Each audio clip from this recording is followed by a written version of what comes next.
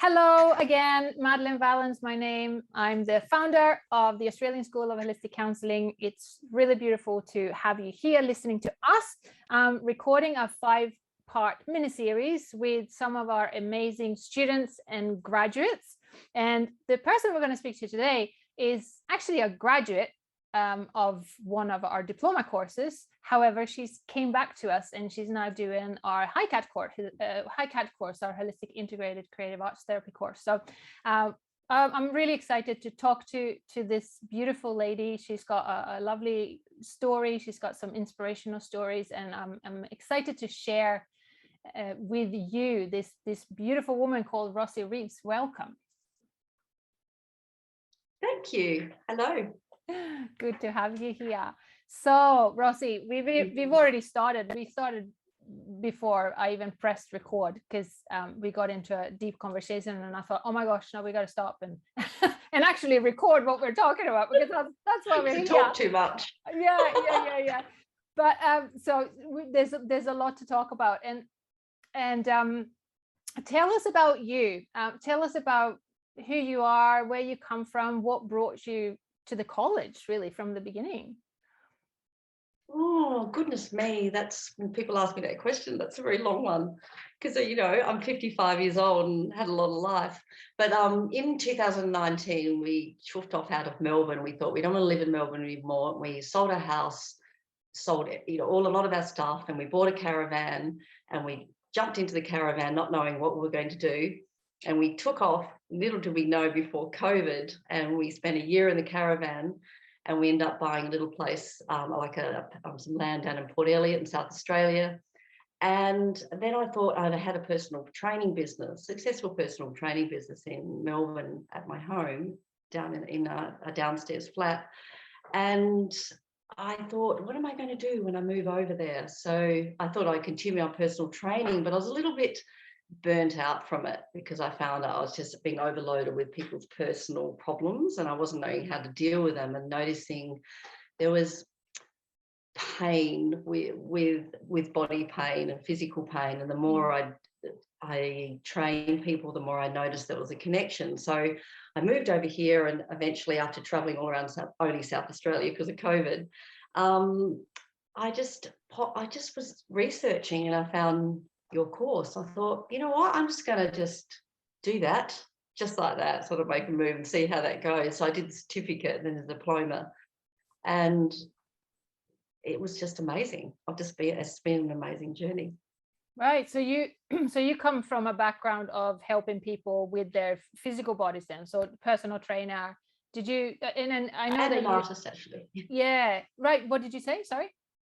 And I've been an artist for many, many years as well. So I've got two sides. Yeah. Oh, you've been an artist as well. So, oh my goodness. So you're an artist, or you're still an artist. I'm guessing you're still an artist. It never leaves you. It's always there. No, I've had lots of exhibitions, and I sell So you're an artist. You've been a personal trainer. I know you worked as a nurse previously as well. So you've done a lot of things. So what was it that sort of drove you to look for that course? Was it something inside of you that you did it for yourself in the beginning, and then it kind of grew into wanting to help others? Or did you already have that feeling that you wanted to support other people?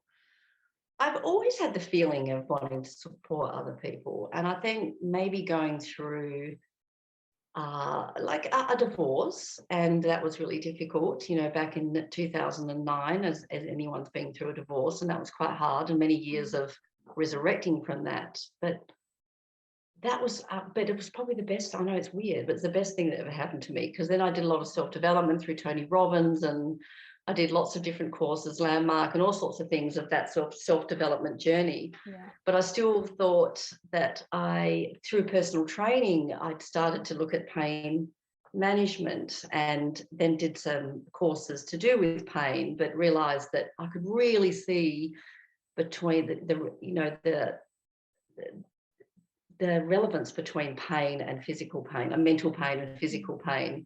So when I moved over here, I had some time. And when you've got free time, I know as an artist being creative, you got to get creative. That's why I kind of relate to your post. So I thought, well, I've got some time. I'm actually going to, I studied a little bit more about pain management through the body, and then just sort of was researching some things about, and I've always been interested in going, but I didn't really know how to go along this journey. So I just happened to, I don't know how, I must have Googled you, and I thought, well, I just I don't know, I just did it. Instead of just procrastinating, there's something inside me that just did it. Because I guess we didn't have a house, we didn't have any friends, and we didn't have anyone here.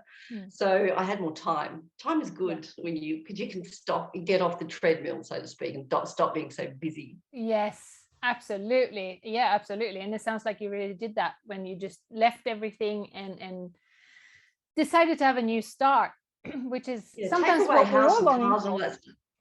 Yeah, I know. People are really jealous, actually, but we sort of made an active choice, and it was really hard to leave my clients because, they were some of them were my very dear friends, and I developed this sort of my own little community. So that was actually really emotionally stressful leaving that. It took a lot of courage. Yeah, absolutely. I can imagine. So you finished the diploma. What happened after that? I finished the diploma, and then I thought I still, this little belief system going, I'm not, I always had this little thing in I'm not good enough, and I've always worked on my physical fitness a lot, and I'm always mentally kind of trying to challenge myself, and I still have, and every time you would say, you've got to start, I think I'm not ready. So, and I thought, well, because I've got skills, I'm very creative, and I love that creativity. When that course came up, and I've actually have been counselling some of my online clients, and I've actually got a few clients around here that I've just been counselling, which has been great. They're young girls. I always thought I would actually do older, but it's developed. I've got more into youth, which I'm really enjoying. And I thought I would love to develop a more group type therapy, because I'm starting to resonate more with that. And I thought I could do that with creativity, because I have done a little bit of that in the past, but I'm learning a lot through this HiCat course, with sand. I've been having a ball lately in sand and music and drawing and develop here in this small community. I live in a coastal town, which has got a lot of older people and dysfunctional younger people, somehow getting a group class going, which I would love to do, which I haven't done yet. I'm just still doing the one-on-one.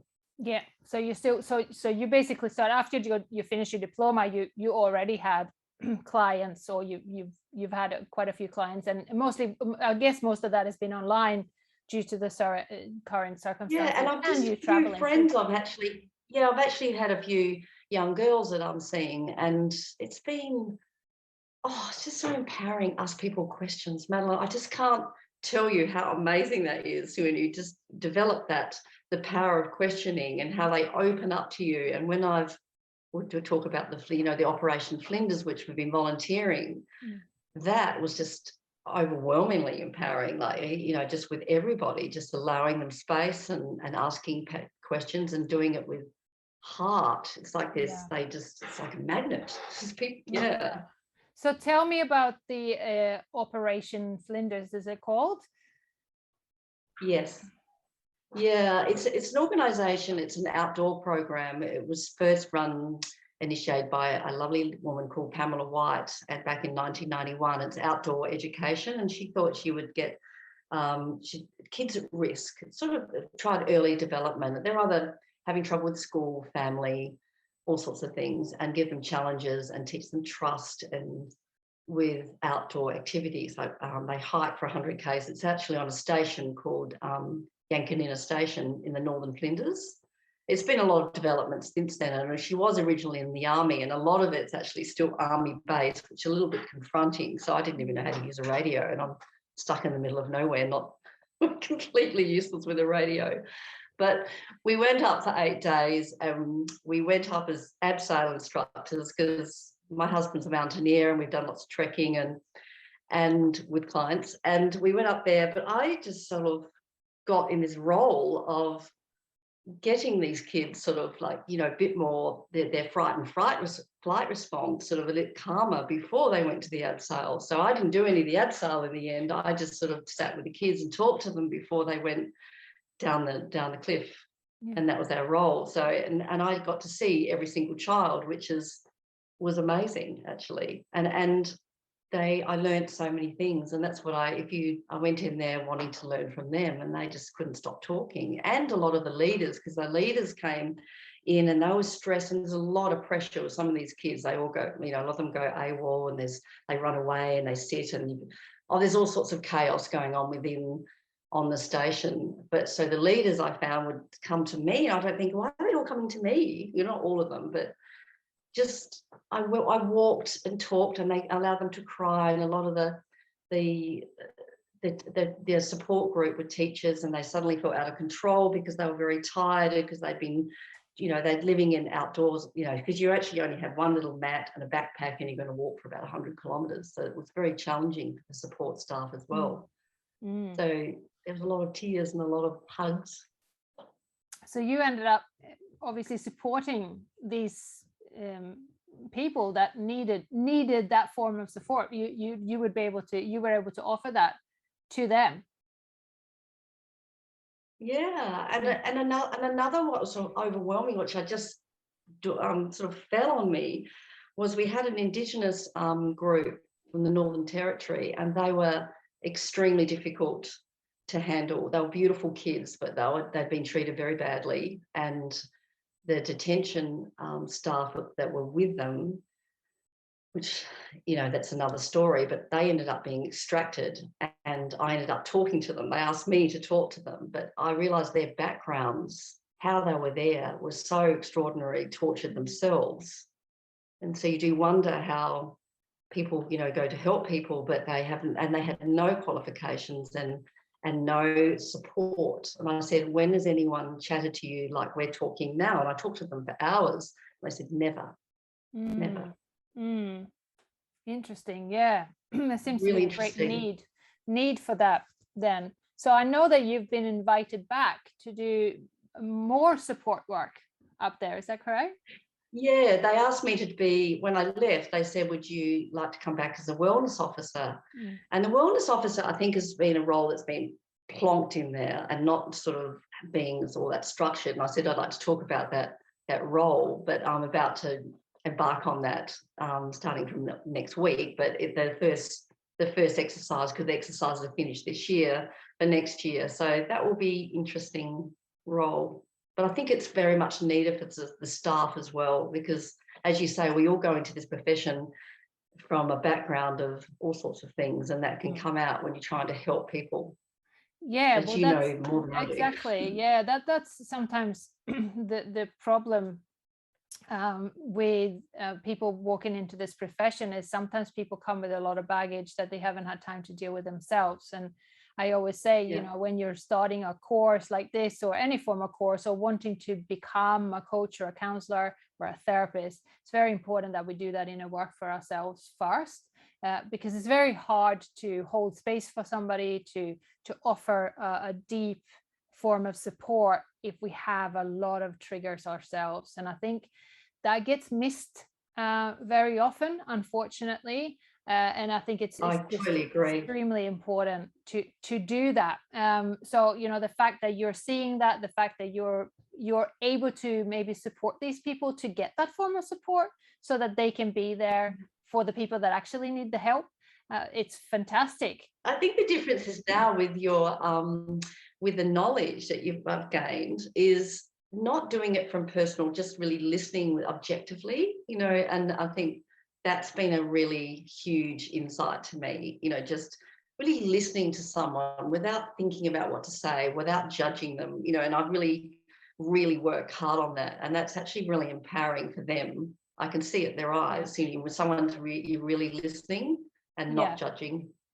Well, absolutely. I mean, I think that's one of the three most powerful things you can do in a conversation, is just being able to actively being there, listening to somebody without needing to have a reply, without having an answer, being okay with just showing up And second, holding space. It's part of that too, being able to hold that space for somebody to be able to share whatever they're feeling, and for us not to get unsure or overwhelmed or scared that emotions come out, but we hold that space for them, and then being able to ask those powerful questions. So you seem to really master that, which is nice and beautiful. And it's not as complicated as people make it out to be. However, to be able to hold space, to be able to ask the questions, we do have to do that in a journey ourselves.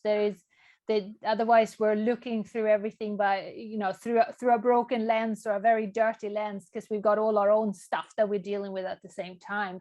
That's so funny, because I was exactly that. When I was going through my divorce, and I was very, I'd get in the car and I'd just be amazing and go into work, and at 5:30 in the morning, and I'd be all this gung-ho, and I'd get in the car and I'd just cry all the way home, and I'd be all the time just trying to fix people. When I look back at it, it's actually I kind of find amusing, actually. I just cry all the way home and play this whole martyrdom thing. I was sort of, you just want to so busy fixing people, hoping you might fix yourself. And I thought, this is ridiculous. So then I went on that journey of, I just got to be brutally honest with myself here. And that's when it all started.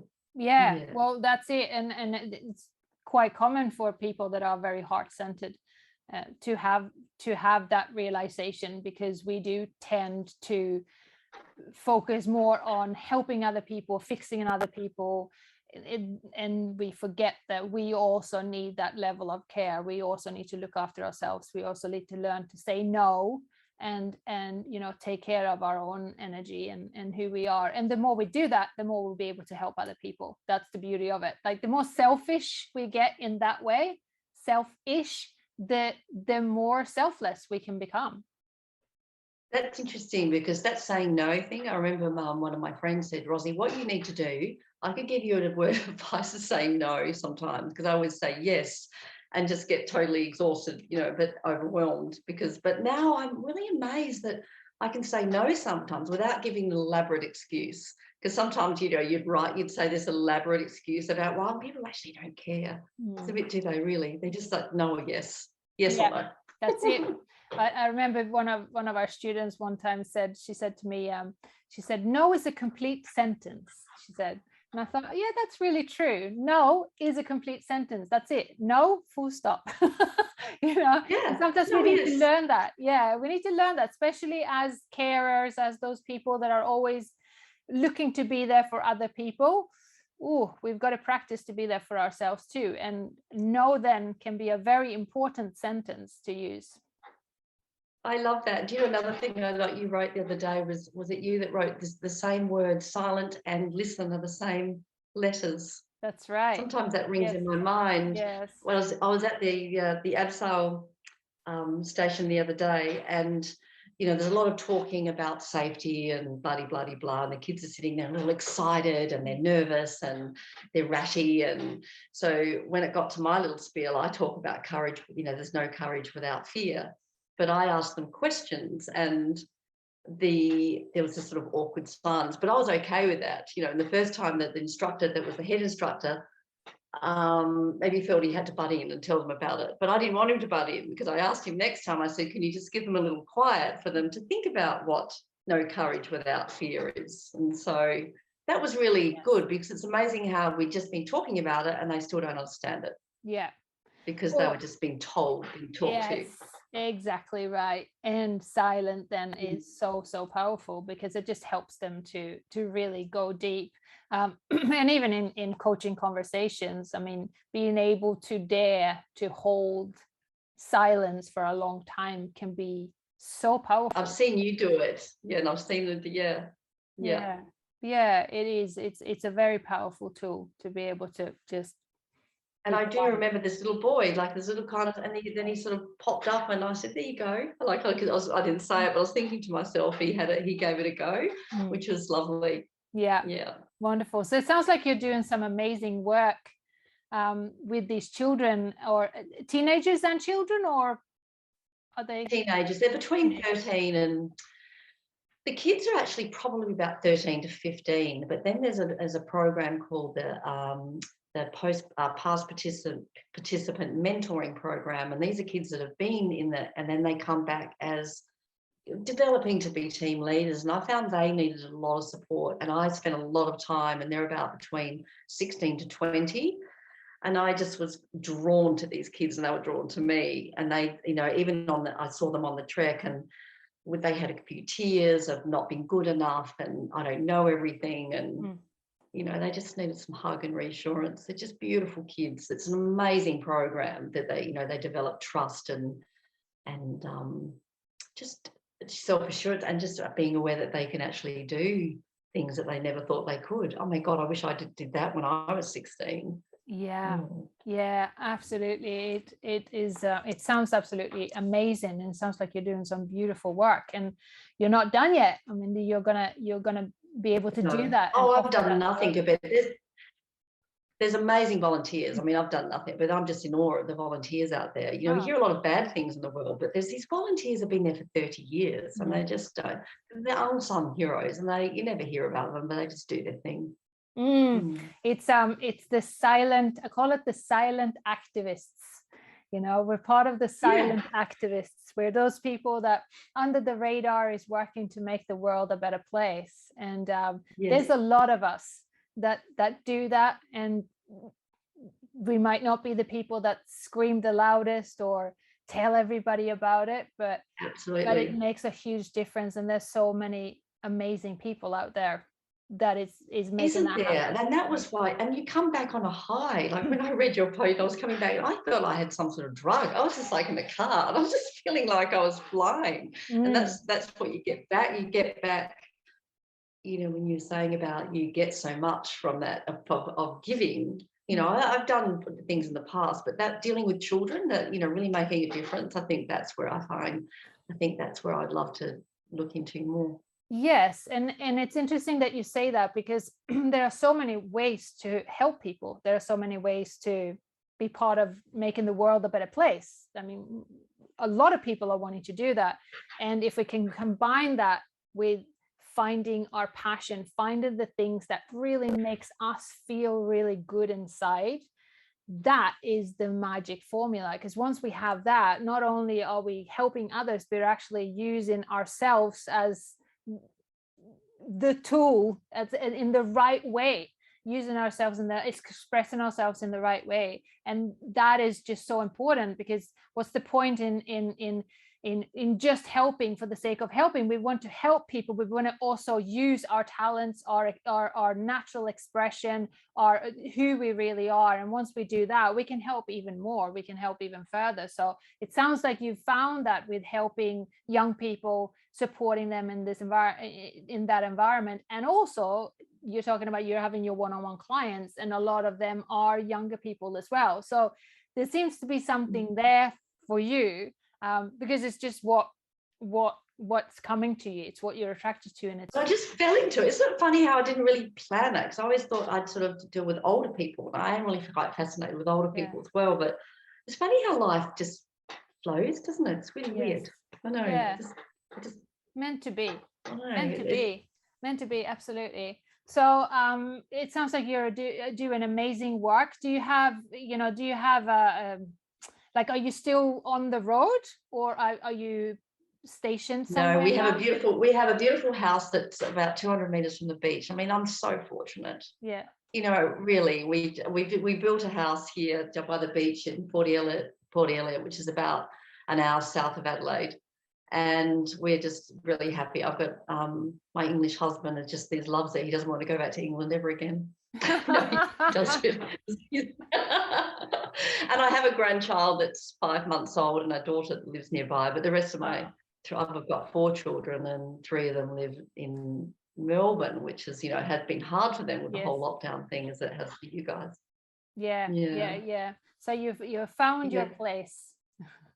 Yeah, I know, but do you know what? We do miss the van sometimes. We got a tent, and we went camping, and we went down to basics and just got rid of the caravan. Just now we've got a tent and a 4-wheel drive, and we just park it in the middle of nowhere, and we just go hiking, and we just love it. We just love really simple, we just miss that, actually. I mean, although it's lovely to have a house, I love being disconnected. I love, you know, I love being disconnected from social media as well. Yeah, and the truth is, you don't need to be connected all the time to build a practice to help people. It's fully possible, and you're already seeing that, you're already tasting that, because you're helping and supporting people, and you're not using social media. You know, you happen to connect to... I know I should. I'm not very good at it. Sorry? I said I'm not very good at social, you know, like the whole exposing myself to social. I don't know. I mean, I need to, but I just do have a bit of a, yeah, I'm not very good at that.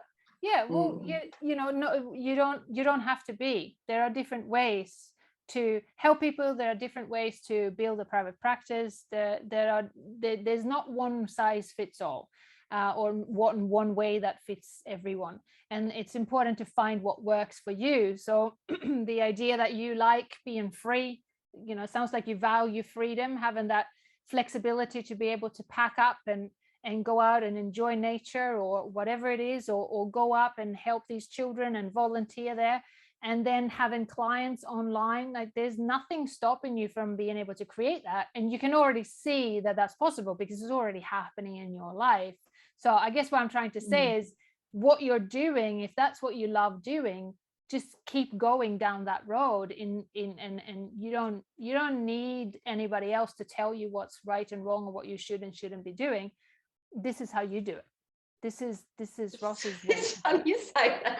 It's like a sense of relief, because I think, oh God, I've got to have it. I haven't even got a web, because I had a website for my art, but I've cut that down because I've got to redo the whole thing. But just getting this whole website, and I know I've got to do all that stuff, but it's just like, it's so daunting. I just find it, I've got to get, I'm not quite there yet. Yeah, well, you know, maybe you don't have to have a big website. Maybe you don't need any of that. Maybe you just need a one pager. Maybe there's a lot of people that are building busy practices and are doing amazing work that are not big on social media or have a big presence about them.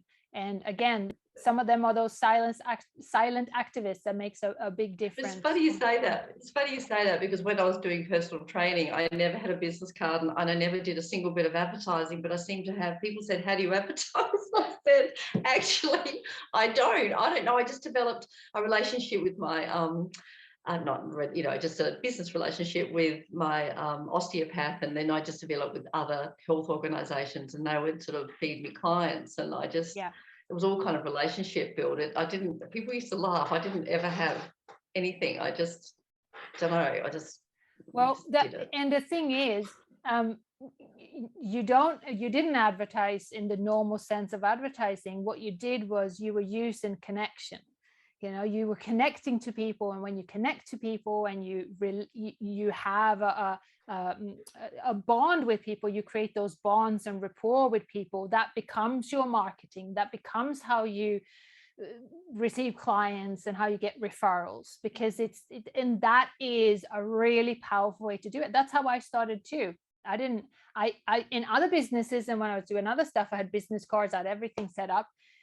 Now with this business, I didn't do anything. I opened up a meditation group one day in the back of my house, and I had 5 people, and then I opened up another one. Yeah, and then some of them became my private clients. My heart, oh my God, I can feel the tension out of my body dissipating. Yeah. It doesn't have to be more complicated than that. It really doesn't. You don't have to have, it's nothing wrong with having a social media presence. There's nothing wrong with it. And some people love it. I love it. That's okay.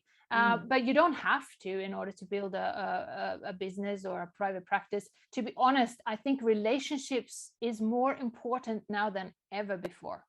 People are craving connection. People are craving that physical phone call, or someone checking in on you, or and I just think that's more important. That's your best business card, is yourself.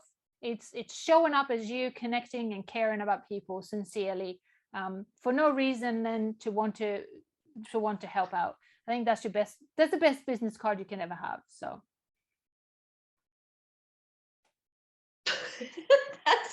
It's actually funny because it's just, I can feel like I can just tell, because it's always been a big thing about, oh God, how am I going to manage this? And I see these fantastic, websites, and going, oh, I didn't know anywhere to start. And that means I've got to be like, show my presence. And I mean, I love, I like social media because I love reading your posts. I like other people's. I don't have a problem with it at all. This is a little bit of a problem with my own. Yeah, that's it. And just allow that to happen organically. I mean, you're already doing it. You've already got clients. You now got a position where you're gonna, volunteer regularly. What you're doing is you're following your passion, and you're allowing that to move you forward. And you've done it before. You've already built. To be honest, I've always done that. I've never had a job that I hate. I've just that's it. You've done it before. I can't see the point, actually. I just I can't. No. Oh no. God, no. I just wouldn't. I wouldn't last. I'm too selfish. I like to be happy. Good. I like to work is my passion. And I just always sort of somehow manage that. Even with art, I somehow manage to paint paintings that people want to buy, and they still want to buy. It's so funny that when you're on a high, you're talking about energies aligning. I had this painting, and I haven't been painting as much since I've been doing these courses, but I had some painting at a winery that I'd forgotten that was there, and it was in the toilet of someone of the Magella Winery in Coonawarra. And he rang me up when I got the other day, and he says, by the way, Rossy, we've got $1,500 here to give you because you've got a painting in there that someone bought. I went, oh, really? I didn't even know that was there. Wow. See? I know, just like that. I'm coming off a high, you still keep. Yeah. That's just something happens sometimes. Yeah, I was really That's exactly right. And if you ever want to do more marketing or anything like that, that's what you share. You share your experience with this painting that you've done, or you'll share your experience with working with the young people at the volunteer center. That's how you can do it. You don't have to sell anything. You just share your experience and share your insights with people, and that's it. And it almost like becomes your diary or your whatever it is. Like you're just sharing what's happening in your life, and that's it, because that's what people are interested in reading about anyway. It is social media. It's not sale. I know, isn't that? Do you know what's been amazing is this HiCat course is the thought of play, and it's like play is this foreign thing, but to me, it's completely, utterly natural. Like I'm down at the beach, I'm in elaborate kind of scenarios with my mandalas, and I've collected all these, honestly, my kids think it's hilarious, but I'm fine with play. And I've built this great big, elaborate sand sculpture of myself, and I was just having a ball with buckets and spades. It's like I'm a kid. I'm just completely at home with that. That's awesome. I love that. That's it. And isn't it a good metaphor for life in general? When we do that, when we play, when we have fun, when we're flexible, when we're saying, oh, whoops, this happened. Oh, well, how will I fix it? Like that level, that attitude. I mean, it takes you far. Yeah, it does. And your journey, which I've read immensely, it's been, and you being so open with your failures, so to speak, that's, well, not failures, but your vulnerability, that's so, honestly, that's so lovely to hear, because we've all got it in ourselves, every single one of us, hasn't it? And it's almost like when you read that, it's like, oh, yes, I get it. It's a relief, and then you think more of that person, not less of them.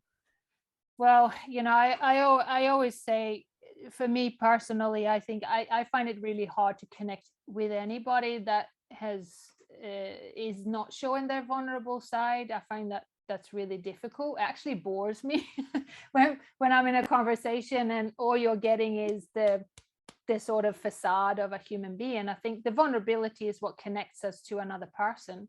And for us, like the big parties, that's what we just like the big parties. When you go, you're going around a big party and everyone's telling you about their attributes and how amazing their children are. We've all been there. Like, it's just so boring. It's so boring. That's it. So we can break that cycle by being totally vulnerable and being ourselves. And all of a sudden, even in those parties, we can have some fantastic conversations because we're just showing up differently. And I think that's important. That's just important. how we show up and what we're willing to share, and if we're willing to be ourselves, it's amazing what we can accomplish. And you're a testament to that. You've accomplished some amazing things by simply going and doing a diploma course, and then ending up kind of doing your travels, and then ended up supporting these young people that's needing that support so deeply, and realizing, oh my gosh, I love this. I've found my passion here. I mean, that's amazing. And now you're doing another course, the HiCat course, which sort of combines your art and creativity so that you can help these people even more.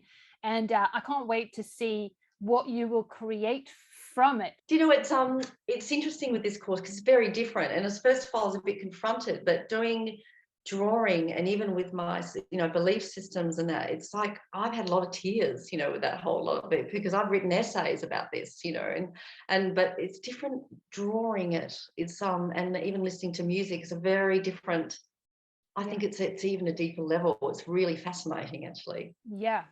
Yeah, and that's the beauty of creativity, isn't it? Because it allows us to access those subconscious parts of ourselves that we might not even be fully aware of, or will have a different attitude around or perception around. But when we allow our creativity to bring that forward, something else comes out, something else can open us up. And it's such a beautiful, powerful way to support people, and also help ourselves along the way, because this course helps us too when we do it. Yeah, because when I saw that course, I said, I'm going to do it. I don't even read it much. I said, I'm going to do it, and I'll just work out what to do from there. I just had to do it. I don't know. There was just no question. So we'll see. Well, we'll see. you can never see, not until you look backwards can you work out why you did certain things at certain times and why this and that happens. When we're in it, it's kind of, we don't have sometimes an idea, we don't know even what we're doing, but you will once you look backwards in a year or two and go, oh, that's how this all fell into place, and why I did this. Will I ever stop studying? Will I never leave this? I would never leave this school. I'll be doing that, There's always something new to learn, but I think you're well on your way to you're already making a massive difference in people's lives. All the stories that you've told us, and the stories that you've told here about the children that you're helping, there's a great need for people like yourself that is willing to do that. So who knows what the world will offer, but whatever it is, I'm sure it will be amazing, and I'm sure the people around you will benefit tremendously. So thank you so much for sharing everything. It's really lovely to talk to you. Thanks so much. See you, Madelaine. Bye-bye. Ah